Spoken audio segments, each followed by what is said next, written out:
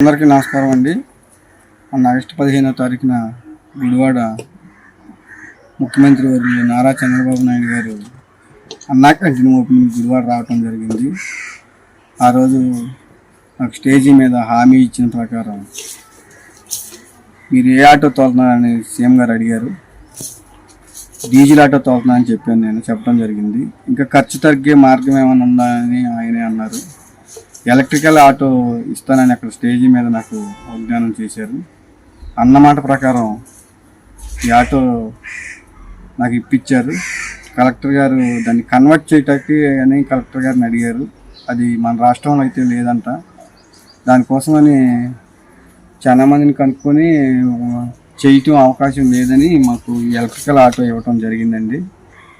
CM గారికి ధన్యవాదాలు చెప్పుకుంటూ నేను ఎప్పటికీ సీఎం గారికి రుణపడి ఉంటానని, నా కుటుంబానికి ఎంతో ఆదాయం పెరుగుతుందని నేను నమ్ముతున్నాను.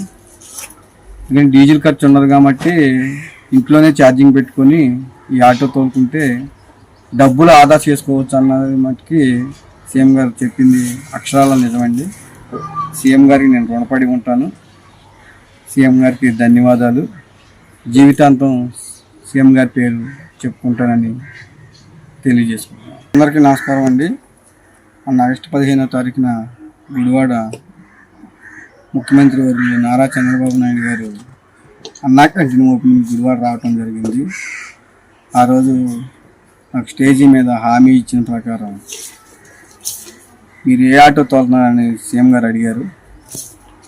డీజిల్ ఆటో తోలుతున్నా అని చెప్పడం జరిగింది. ఇంకా ఖర్చు తగ్గే మార్గం ఏమైనా ఉందా అని ఆయనే అన్నారు. ఎలక్ట్రికల్ ఆటో ఇస్తానని అక్కడ స్టేజీ మీద నాకు వాగ్దానం చేశారు. అన్నమాట ప్రకారం ఈ ఆటో నాకు ఇప్పించారు. కలెక్టర్ గారు దాన్ని కన్వర్ట్ చేయటానికి అని కలెక్టర్ గారిని అడిగారు. అది మన రాష్ట్రంలో అయితే లేదంట.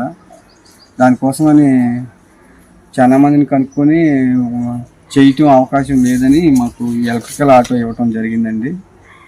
సీఎం గారికి ధన్యవాదాలు చెప్పుకుంటూ నేను ఎప్పటికీ సీఎం గారికి రుణపడి ఉంటానని, నా కుటుంబానికి ఎంతో ఆదాయం పెరుగుతుందని నేను నమ్ముతున్నాను.